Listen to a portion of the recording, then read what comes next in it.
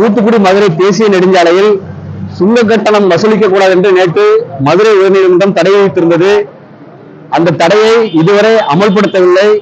அதற்காக இன்று காலை 7:30 மணி அளவில் தூத்துக்குடி புதூர் பாண்டியாபுரம் டோல்கேட்டில் தூத்துக்குடி பொதுமக்களும் வாகனம் பயன்படுத்துபவர்களும் லாரி உரிமையாளர்கள் அதன் ஓட்டுநர்களும் தர்ணா போராட்டம் நடத்தினோம். நிர்வாகத்திலிருந்து பேச்சுவார்த்தை நடந்தது. அந்த பேச்சுவார்த்தையில் உயர்நீதிமன்ற உத்தரவு கிடைத்த பிறகு அமல்படுத்துகிறோம் என்று எழுத்துப்பூர்வமாக உறுதியளித்துள்ளார்கள். எனவே 5 மணி நேரம் நடைபெற்ற இந்த தர்ணா போராட்டமானது தற்காலிகமாக ஒத்திவைக்கப்படுகிறது. நீதிமன்ற உத்தரவு கிடைக்கப்பட்ட பிறகு உடனடியாக நாங்கள் காவல்துறையில் அறிவித்து மாவட்ட நிர்வாகத்தில் தெரிவித்து தேசிய நெடுஞ்சாலை ஆணைய அதிகாரியிடம் மீண்டும் வருவோம்.